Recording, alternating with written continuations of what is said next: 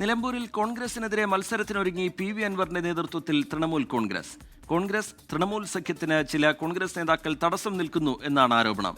ആവശ്യമെങ്കിൽ CPIഎമ്മുമായി അടവ് നയത്തിനും തയ്യാറെന്ന നിലപാടിലാണ് തൃണമൂൽ നേതാക്കൾ. തൃണമൂൽ കോൺഗ്രസുമായി സഹകരിക്കാതെ UDF സ്ഥാനാർത്ഥികളെ പ്രഖ്യാപിക്കുന്നതിൽ പ്രതിഷേധിച്ചാണ് കോൺഗ്രസിനെതിരെ തൃണമൂൽ കോൺഗ്രസ് രംഗത്ത് വന്നത്. ജില്ലാ പഞ്ചായത്ത് വഴിക്കടവ് ഡിവിഷനിലേക്ക് സ്ഥാനാർത്ഥിയെ പ്രഖ്യാപിച്ചു. നിലമ്പൂർ നഗരസഭ, വഴിക്കടവ് ബ്ലോക്ക് ഡിവിഷൻ എന്നിവിടങ്ങളിലേക്കും മത്സരിക്കാൻ തീരുമാനമുണ്ട്. നിലമ്പൂർ മണ്ഡലത്തിലെ വിവിധ പഞ്ചായത്തുകളിലായി കോൺഗ്രസിനെതിരെ 50 വാർഡുകളിൽ സ്ഥാനാർത്ഥിയെ നിർത്തും. കോൺഗ്രസിന് മറുപടി നൽകാൻ CPഎമ്മുമായും അടവ് നയത്തിന് തയ്യാർ.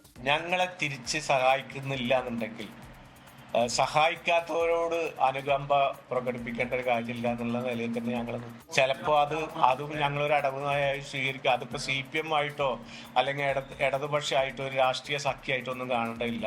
PV അൻവർ രാജിവെച്ച ഒഴിവിൽ ചിലർക്ക് MLA ആകാൻ സാധിച്ചിട്ടുണ്ടെങ്കിൽ അതിന് തടയിടാൻ തൃണമൂൽ കോൺഗ്രസിന് കഴിയുമെന്ന് തെളിയിക്കും. മുസ്ലിം ലീഗിനും DCC പ്രസിഡന്റ് VS ജോയി അടക്കമുള്ളവർക്കും തൃണമൂൽ കോൺഗ്രസിനോട് അനുകൂല നിലപാടാണ്. ബീഹാറിൽ കോൺഗ്രസിനുണ്ടായ അവസ്ഥ നിലമ്പൂർ മണ്ഡലത്തിലും ഉണ്ടാവാൻ ആഗ്രഹിക്കുന്നവരാണ് തൃണമൂൽ കോൺഗ്രസിന്റെ UDF പ്രവേശനത്തെ എതിർക്കുന്നത്. നിലമ്പൂർ ഉപതെരഞ്ഞെടുപ്പിൽ ജയിച്ചയാൾ വരുന്ന നിയമസഭാ തെരഞ്ഞെടുപ്പിലും മത്സരിക്കുമല്ലോ എന്നും ഭാരവാഹികൾ ചോദിച്ചു. നിലമ്പൂർ ഉപതെരഞ്ഞെടുപ്പിൽ വഴിക്കടവ് പഞ്ചായത്തിൽ നിന്ന് മാത്രം 4500ഓളം വോട്ടുകൾ PV അൻവർ നേടിയിരുന്നു. 24 മലപ്പുറം. ലോകത്തെവിടെയായാലും ഏത് സമയത്തും 24 വാർത്തകളും ഓഗ്മെന്റഡ് റിയാലിറ്റി പാക്കേജുകളും എക്സ്പ്ലെയിനറുകളും വിശദമായി കാണാൻ ഞങ്ങളുടെ YouTube ചാനൽ നിങ്ങൾക്ക് സബ്സ്ക്രൈബ് ചെയ്യാം.